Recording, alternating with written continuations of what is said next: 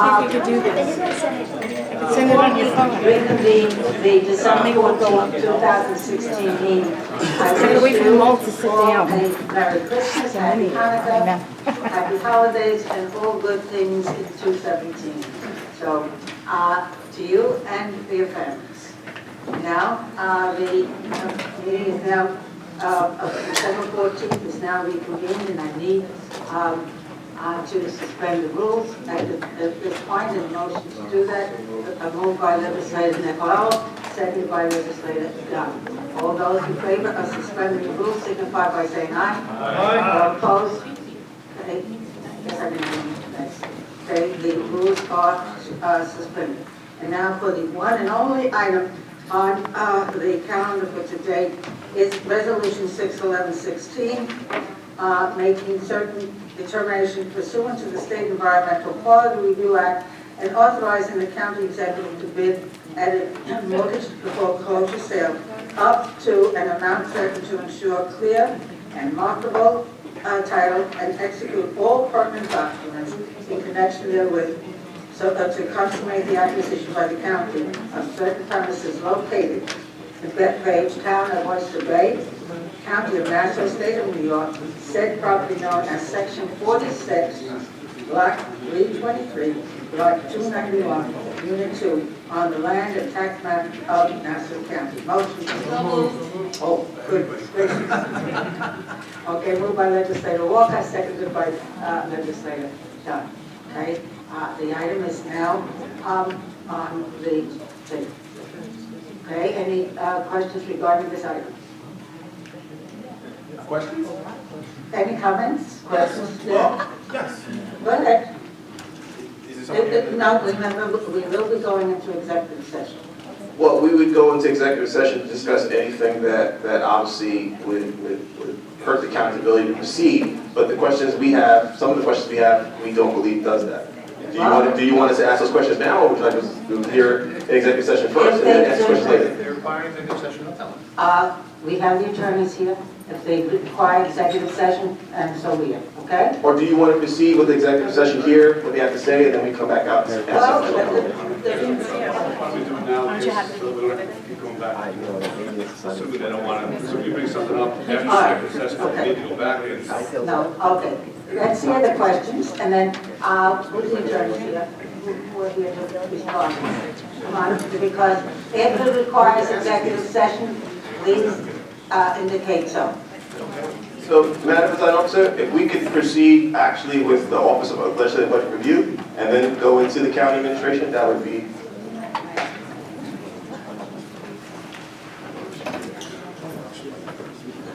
Which one? What did you say, tomorrow? Officer? They're, OMB, is that who you want? No. What I was saying was that we had received questions that were asked to the administration from the Office of Legislative Budget Review. We haven't received the responses to those questions, so I don't know if it's more prudent to have those questions be asked by Budget Review. They're all tied to the square footage, the costs of the reimbursements to the county, and things that we don't believe that have any impact on the county to be able to proceed. So it might be best if I have the questions, if the Office of Budget Review is okay with it, I can ask the questions directly to the administration to be able to proceed. I think it would make sense to ask the administration. Sure. And then from there, I can go into the administration. Okay.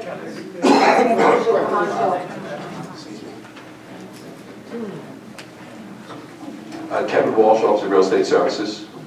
Okay. Ask your question. Sure.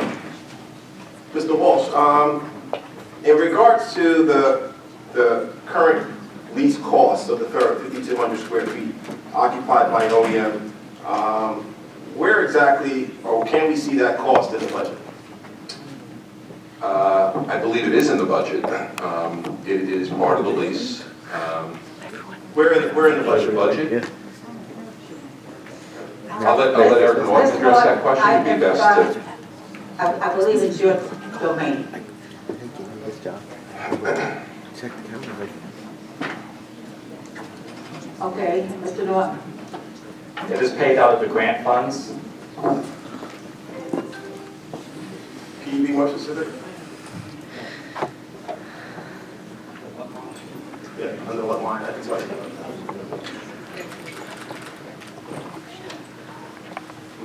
Good morning. The Craig, just give your name for the, we know who you are, Craig, but just give your name for the record. Absolutely, Craig Kraft. The funds in question, the rent that we pay for the location at OEM is paid out of SHIP and UASI funding. That's state and federal Homeland Security grant funds that the county receives yearly. So you would not find that in your budget. We wouldn't find any out of the budget account. You would not. He's still ahead of OEM. And what is our current lease cost for the 1,900 square feet occupied by PD? And where could I see that in the budget, if that's possible? Is it the same thing? Hold on 1 minute for the PD specific.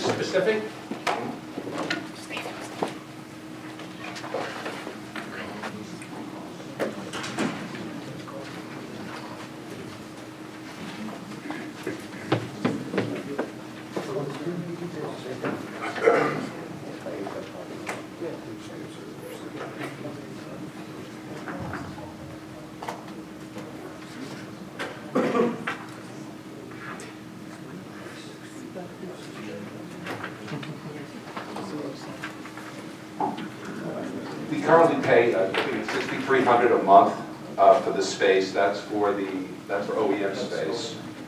We do occupy about 1,990 square feet on the second floor, which also I believe OEM uses about 1,100 square feet.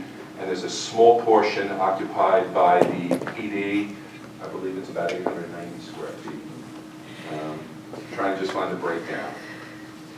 So the cost for the OEM portion is $6,300 per month. The cost for PD, we're trying to narrow that down.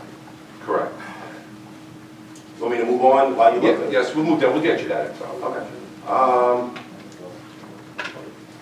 And I think you kind of answered this one before, but in regards to the county receive any reimbursements for these lease costs? The county does not receive reimbursement. That is money that we collect annually.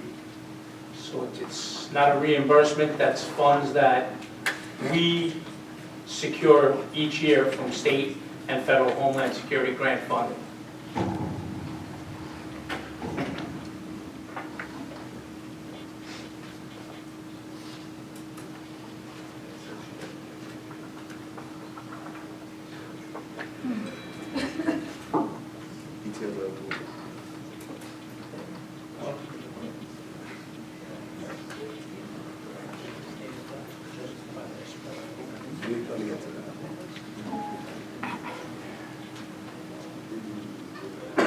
And for the record, Craig, could you just clarify the functions of OEM and PD in this space for the record?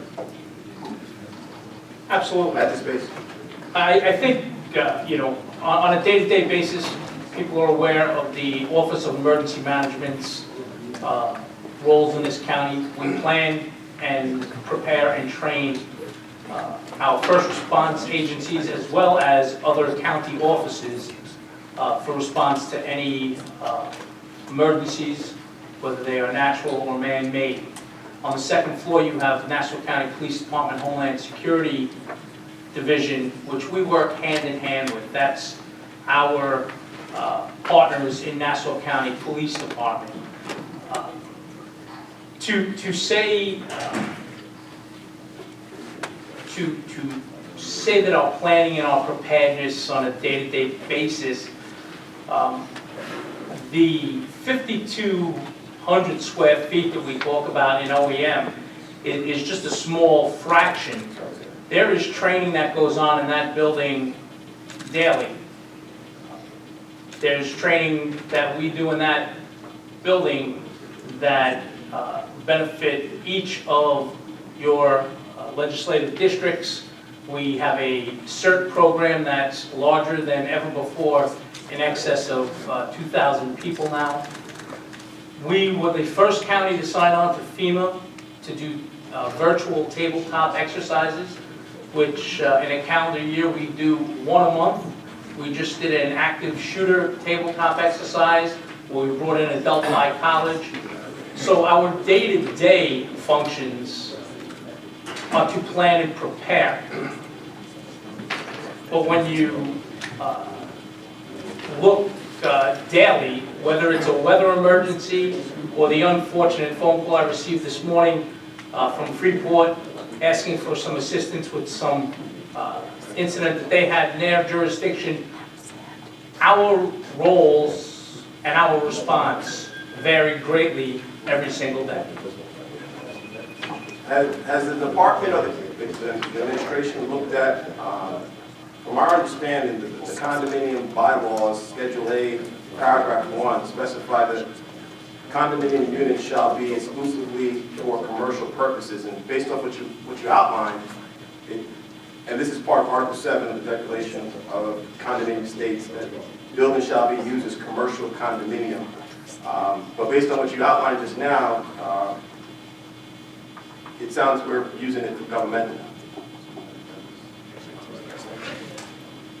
I can address that. I'm sorry, I can address that point. When we worked on the initial lease, that point was reviewed by us, and we actually got a resolution from the condominium acknowledging that despite the language that said commercial, that it was to be interpreted broadly that the governmental use of the county for the office space use was within the parameters of what they considered commercial.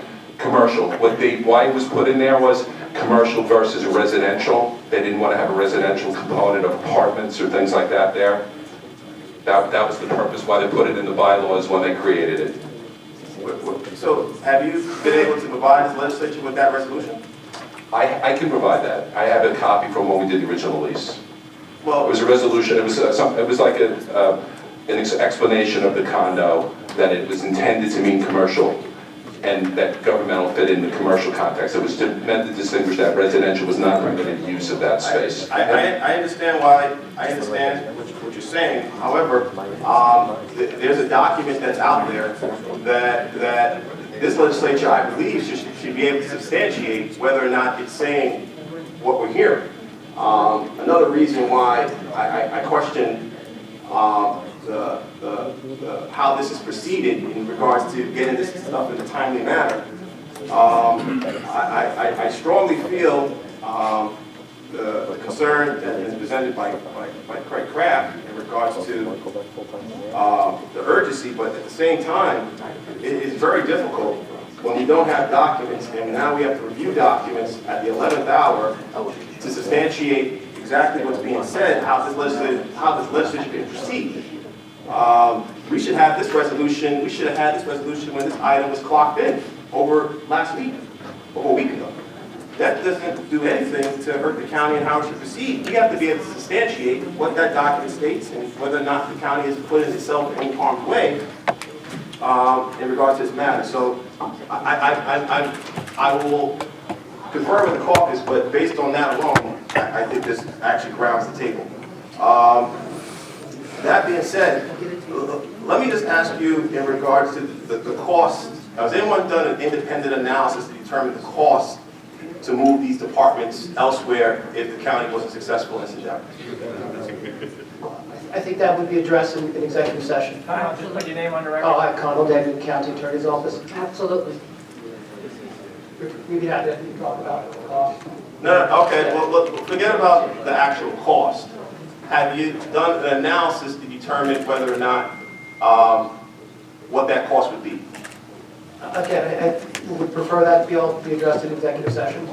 Well, that's just a fact, Colin. I mean, That's okay. We said that if the attorneys felt it would be part of executive session, we would honor that. Well, And I think we could do that. We'll be able to address your question in Okay. executive well, session. You'll still have it's not time just to about discuss. addressing the question. It's making sure that we are able to establish a very formative public record.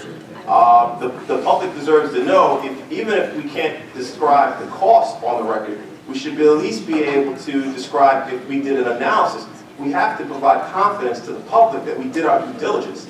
I'll ask the question again. To me, it's a very straightforward question. Have we done an independent analysis to determine the cost? I mean, I don't see how that jeopardizes or hurts us in any way. We're looking at things if they work for us or if they work against us. Yes, basically. It's just a yes or no. It's not a very long, drawn-out answer. It's yes or no. We could get into the cost if we did anything in the back room.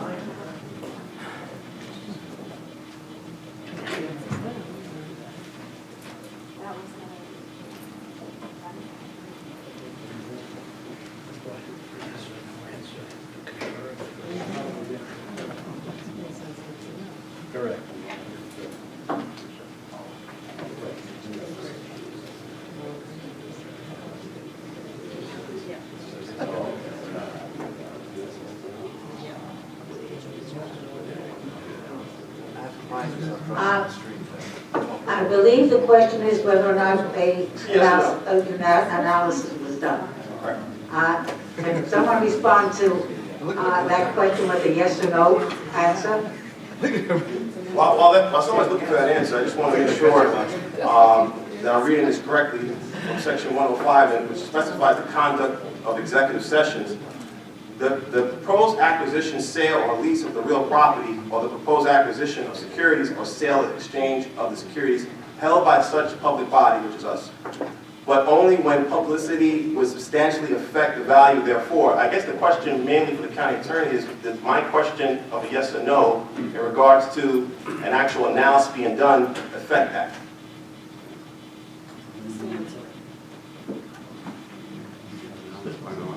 I think any question relating to costs are things that would affect. But I'm not asking about the item before us. It would affect the item before us. Any question related to costs would affect the item before us. Any public disclosure of that. We're not asking, again, look, I know it's the eve on eve. I'm not really trying to make it difficult. I agree with you that if you believe the cost and say the cost for the record is a problem, I'm asking, was there an independent analysis done to determine if the departments were moved? You can just give me 1 second. It's just, was it done or not?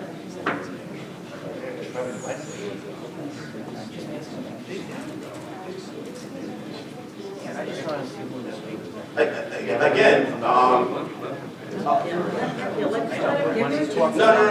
not, what I'm trying to do is, I just want to make sure we're very clear on the conduct of executive sessions. I didn't get an answer to this question either.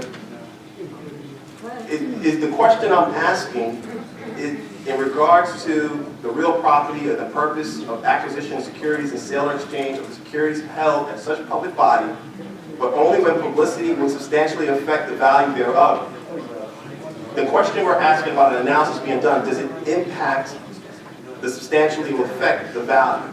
That's what I'm, if someone can answer, if you say yes it will, then I will not ask my question anymore.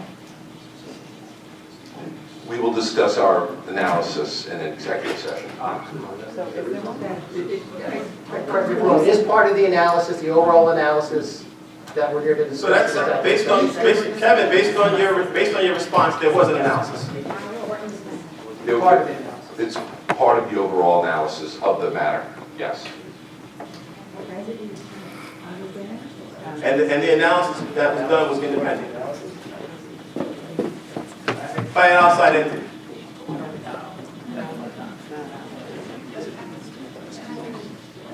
Again, I think we're just getting into areas that should be covered in the executive session. What type of analysis was done, whether it was done by this person or the other person. Let me try to understand this. So by your reluctance to answer our question, which is it's not a reluctance to answer. It's what reluctance to answer it in a public session, which I think should be answered in executive session. And that's what I'm driving at, because I'm sure you're familiar with section 105, the conduct of executive sessions. And I'll read it again for the record. The proposed acquisition / sale or lease of real property of the proposed acquisition of securities or sale or exchange of securities held by such public body, but only when publicity would substantially affect the value thereof. So your answer to that question is, it sounds like it's a yes if you're not answering my question. You believe that your response on the record out here, not in the executive session, would substantially affect the value thereof. Of securities? I don't think we're talking about securities. We're talking about contracts, eminent contract awards, real estate transactions. We're talking about acquisition of real estate. Right, I'm sorry, but as to the acquisition of real estate, that's correct. We believe that that's part of the analysis that should be discussed in executive session, which if discussed publicly, would affect the value. Okay. I would just let the record note that our side, we do not believe that to be the case, but we respect your opinion. I just have a couple more, then we can gladly go into executive. Oh, okay. What was the opening bid amount for the foreclosure auction? Oh, that's public. Everybody knows that. That's public. Everybody knows that. That's part of the public record, isn't it? There is none. There is no, okay. No. Zero. Okay. Well, hold on.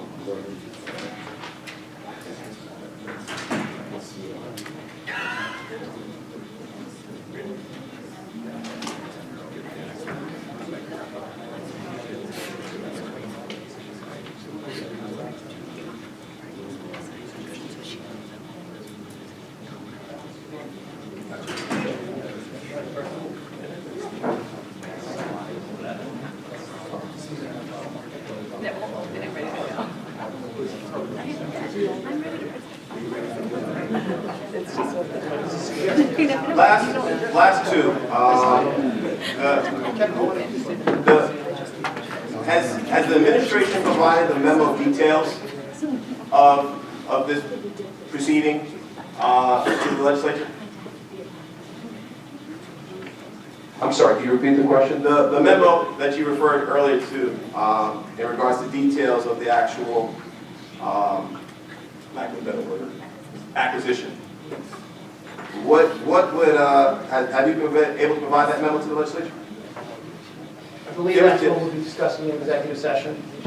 So the memo has not been provided to the legislature. It will be. So the memo will be provided to the legislature right before we vote. According to the law in executive session, yes. I don't believe that's enough time to digest it and make a formal decision. How do you proceed? Do you believe that in order for you to proceed, do you need control approval?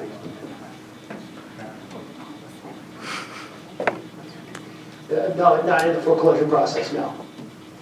In any process, in order for the county to move forward, do you believe the control approval? Not anything that's before the legislature, no. Does he need to approve the actual contract of sale?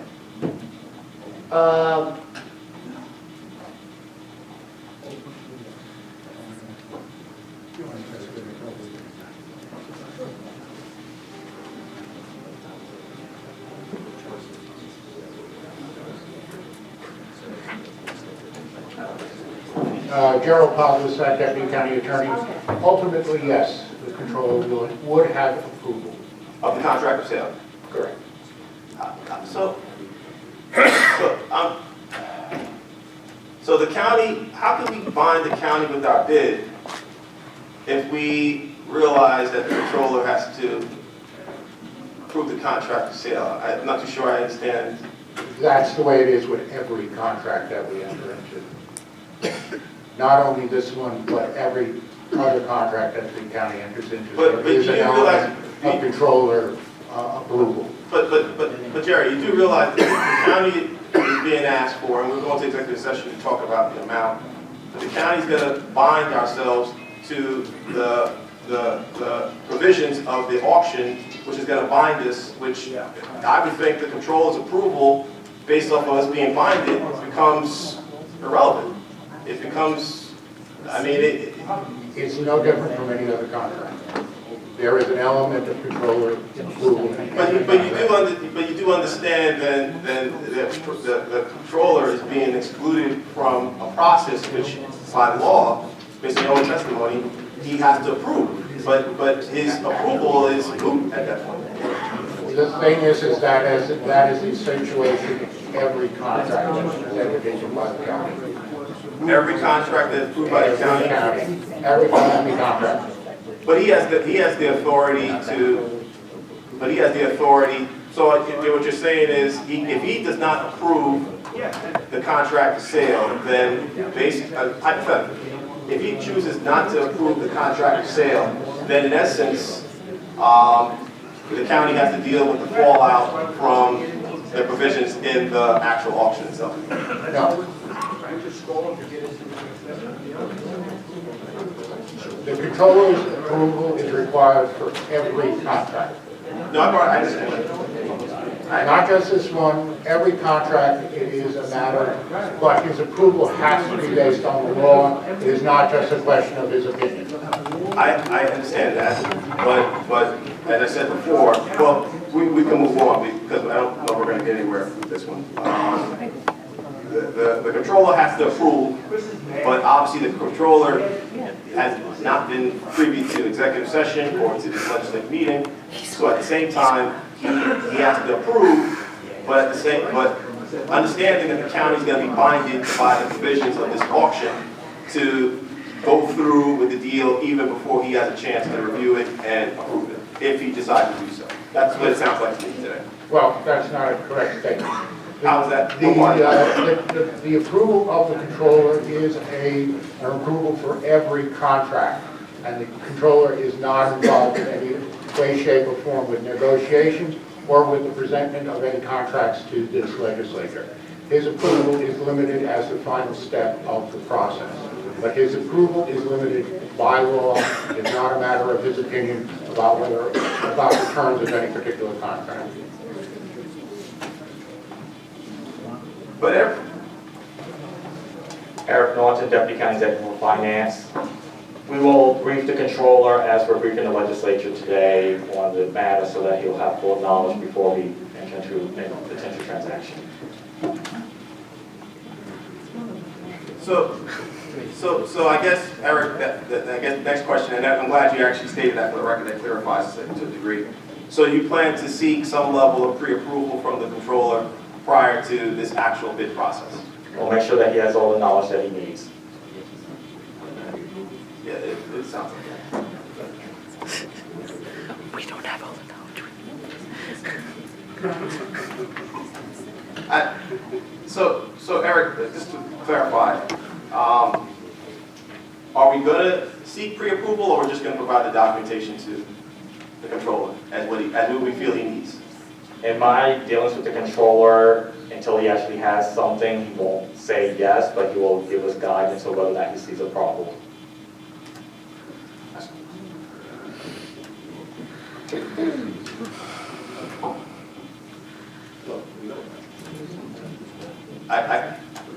I guess the question I was asking to either Kevin or to Jerry was, I can't remember who it was, but it was a hypothetical. So in the event, Eric, in your opinion, if the county basically provides the information as we see it to the controller, and then the controller gives you guidance, but then does not like the final amount, or doesn't like something about, or I'm just hypothetically, doesn't like something that he wasn't aware of, maybe it wasn't all presented to him. Whatever may be the case, in the event he does not approve the contract, but we have submitted a bid in the auction, what happens then? And we win the auction. I'm going to turn this over back to legal. We just have to remember that the controller's review is very limited. The controller doesn't approve the substance of the contract or decide the wisdom of the contract. He does his limited role under the charter to make sure that the money that we put aside for the contract is there, and it's very limited review.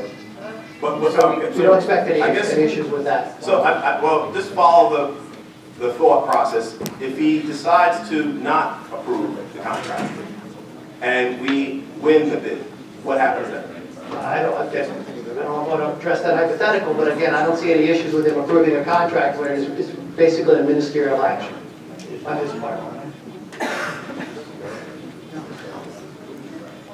Just in our reading of the provisions in the charter regarding the powers of the controller, just for the record, the controller will examine and approve all contracts, purchase orders, and other documents by which the county incurs financial obligations, having to ascertain for approval that monies have been duly appropriated and allotted to meet such obligations.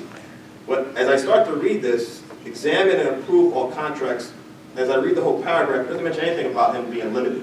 Well, the end part where you said having ascertained that sufficient funds are there, that's the limited part, and that's really the scope of his review. And the controller, you and the controller have a consensus and agree that his scope is limited. I believe it is. I think that's been the practice for a long time in the county, and that's, you don't see the controller saying he doesn't like this or would have done things differently if he'd have written the contract. I mean, that's not an appropriate review. So your testimony is that you believe that the controller believes that his scope is limited? I did not say that. But I believe that the scope is limited. I think that's the way the county attorney's office and the county has proceeded for a number of years, that the scope is limited to really financial aspects of the transaction, making sure that controller's function of making sure money isn't spent without authorization, that he fulfills that function. That's really the nature of that contract review, not the wisdom of the contract. I think it might be prudent, wouldn't you agree, that we have the actual controller here to respond, to believe whether or not he has the same opinion that you have? Again, it's a ministerial review. It's never really been an issue. You don't see, again, him trying to rewrite contracts. But this is a very substantive contract. I mean, this is a very The substantive. principle's the principle. It doesn't matter if it's a small contract or a big contract. Last but not least, and then I'll relinquish, I believe there's other members that would like to ask questions as well. where does NYFA sit in all of this? I believe that NYFA has to approve contracts as well. Have they been briefed? What documentation have they been provided, and so on and so forth? NYFA will be meeting January 5th, if necessary, based off of what happens today from the legislature. And has NYFA requested any level of documentation? Have they been briefed? Following the last NYFA meeting, we made a brief presentation to them consistent with the presentation that was provided to both sides. They did not receive any documents from the county. Have they requested any documentation? Yes, they have. What documentation have they requested? I think if they had wanted you to know, they would have sent it to you, but based on what happens today, we will send them information if necessary. Can you send us the documentation that you sent them? I have not sent them any, and again, their questions are their questions, and we will respond to their questions. But okay, so when do you plan on responding to their questions? It will be sometime before January 5th. And do you believe that the answers to those questions would be able to be helpful in this legislature making a decision on how we proceed today? I will say that their questions should probably be very similar to your questions, and I don't think there'll be anything extra provided. So, but you can't answer their questions until sometime before January 5th. How are you going to answer those questions to this legislative body today? No, you asked me when was I going to provide the answers to them. I said before January 5th. I did not say it was not ready. I said before January. Also, they are ready, so you can provide them to us today. Again, the same information that you're asking for in executive session, we will talk to them about too. So the same questions, so I guess it's a little mind reading. I guess you know what the questions we're going to ask in executive session. I can anticipate most of those questions. I see. I have nothing further. No, I think, I'm sorry, but Legislator Salagis. Thank you. I'll just be quick. Just my question is, my colleague asked before, specifically, what would be the cost to move these departments elsewhere? And you also asked if there was an analysis to compare the costs versus the cost of actually investing in a facility. I mean, why can't you answer some of these questions? I just don't understand why can't you answer these questions? We will be answering those questions, but they're appropriate for executive session. Why is it appropriate in executive session? Because the standards set out in the open meetings law, with the standards for executive session, that we Correct, and the standards state that if it affects the value. But I don't see how the answers that you're explaining, or the questions I'm explaining, would affect the value. I think we could address that in the executive session. Yeah, but I just want you to understand the context. I mean, we have a local government here, which there are certain individuals under federal indictment. We have now, this is the eve of the Eva, Christmas Eve, and also the Eve of Hanukkah, and you cannot answer some basic questions. We cannot allow that. Just in the spirit of this openness and transparency. Holidays, yes. He said he will answer those questions in executive session, and so be it. It should be public knowledge, just the way it's being done is shady. I have no issue with OEM, but the way it's being done is shady. With all due respect, all right, you went to be here in executive session. No, I'm going to say something that brings a little peace here. If we can hear, I did not say these questions in executive session, and if based off of our concurring with council, and obviously in agreement, if they do not merit anything that would jeopardize it being part of the public record, we should be able to come back out and he should be able to provide an answer after we hear him in executive session to determine whether or not it violates any part of the value of this particular deal. That sounds pretty fair. If you can't say it here, we hear it back there. If back there, what we hear is not substantially going to affect the value thereof, then from there we should be able to come back out and ask our questions. I think that's fair. Is that fair as well? If it's going to be at the advice of council, and then if you decide you want to ignore the advice of council, you do so at your own power. Oh, yes, of course it's at the advice of council, but we have to be able to make a decision. He has to very clearly delineate in executive session how, telling us whether there was an analysis and the cost of that analysis impacts the value of this particular auction. Our bid, the bid. I think that's what they're going to do, but they're also going to give us advice as to what we can disclose and what we can't disclose. And if you choose to ignore that advice, it'll be at your own peril. Okay, because we're just going to be spinning. No, but can I just ask one question? I have, hold on.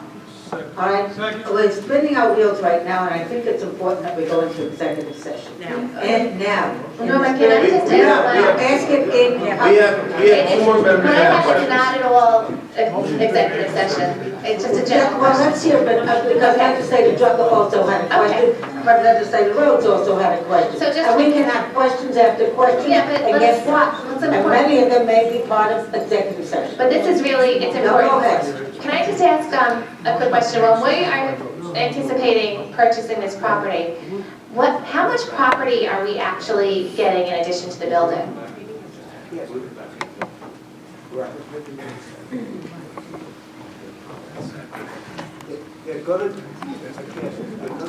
The approximate square footage of the building is about 87,000 square feet, 87,090.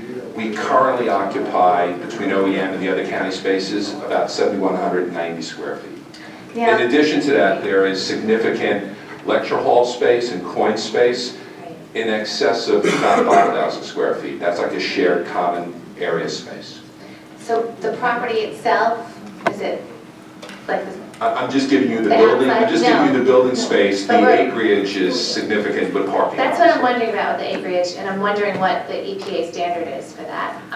You know, there's no secret that the whole area has been discussed as far as the plume and other, I don't want to say toxic situations, but environmental situations.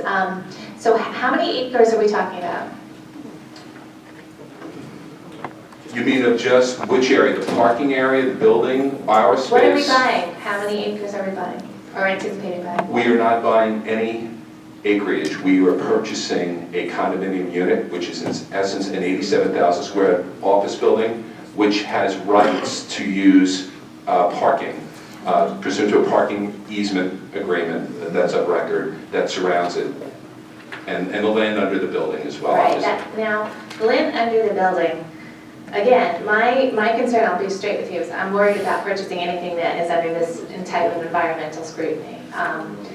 What if, for instance, I understand the plume is right in that area possibly, but if there's a major cleanup deemed, are we going to be held responsible for paying our portion of what we own? Are we the deep pockets? I mean, this could be a huge liability for the county if we don't have environmental clearance or some kind of really legal, release of our liability. I mean, we all support OEM, we all understand what they do. I can't understand how we're entering into an agreement when we might put the county at risk for this. We would be more comfortable discussing these matters because they actually do go to the building and the space that is valued in executive session. That would be more appropriate. I'm going to take one more question from Legislator Drucker. Okay? I'm being very kind to you. Thank you, Madam President. This is a question for the county attorney. It's really more to expand on Minority Leader Abraham's question before. I think it's incumbent upon this legislative body to make sure we are aware of all the contingencies and hypotheticals. And the hypothetical that Kavan raised is important. So bidding at an auction is different than any other type of contract. And under the scenario that you stated before, although you described the county controller's functions as ministerial, there is a hypothetical where the controller may not feel that there is appropriate funds available to fund his purchase, and therefore he could reject the offer, the contract, the bid. And if we are the successful bidder at an auction, it's my understanding, and having experience in this, you just can't rescind your offer. You have to put a deposit down when you are the successful bidder at an auction, and that deposit is not refundable. We'd be happy to discuss the financing issues in executive session. But I'm just talking about the hypothetical in principle. I don't need specifics. Isn't it a fact that at an auction, a successful bidder is required to put up a deposit, And that deposit is forfeited if there is any sort of non-fulfillment of those contracts. Well, we're here today to talk about this resolution and this bid, and we'd be happy to talk about this bid in executive session, hypotheticals. I don't want to get into those. Well, why can't you get into At this point, hypotheticals? I think hold on. this It's not body, before the legislature. I mean, we'd be happy to talk about Vote this to before the go into legislature. executive session, please. Moved by legislator Dunn, seconded by legislator Walker. All in favor of going into executive session, say aye. Aye. Any opposed? We're going into executive session.